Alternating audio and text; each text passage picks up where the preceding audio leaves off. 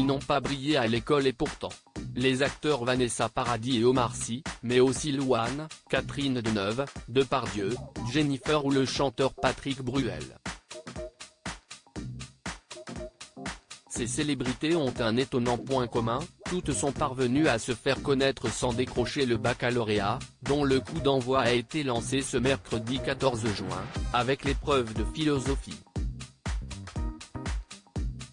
Audacieux, talentueux mais loin d'être des enfants modèles, ces chanteurs, acteurs, humoristes et champions du monde ont préféré sacrifier leur scolarité, aux grands dents de leurs parents, pour se consacrer à leur passion.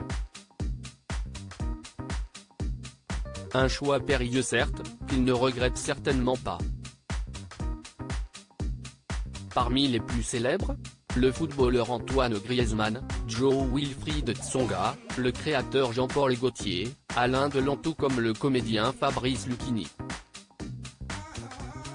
Mais ils n'ont pas à rougir de leur parcours, au contraire, sans ce précieux sésame d'entrée aux grandes écoles, ces stars sont parvenues à se faire un nom à l'international.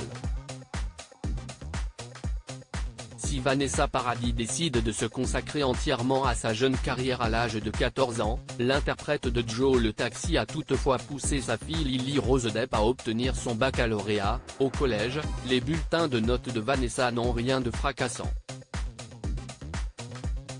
Elle avait des résultats moyens, autour de 10-12, révélait le biographe Hugues Royer dans son livre Vanessa Paradis, la vraie histoire. Supérieur à retour en images sur ces célébrités qui ont réussi, sans avoir le baccalauréat. Francis Cabrel, viré du lycée, il n'a même pas pu tenter sa chance. De son côté, Fabrice Lucchini a préféré arrêter l'école à 13 ans avec un certificat d'études. Apprenti coiffeur, puis passionné de littérature, le comédien finit par obtenir un premier rôle dans Tout peut arriver en 1969 et se passionne par le théâtre. J'ai haï l'école. Comme disait Deleuze, je ne comprenais pas d'où ça parlait. Tout s'est éclairé des années plus tard, quand j'ai commencé à prendre des cours de théâtre chez Jean-Laurent Cochet. J'étais enfin à ma place, avait-il confié dans les colonnes de l'Express. Et puis il y a ceux, l'esprit trop rebelle, qui ont été virés de leur lycée avant de pouvoir tenter leur chance.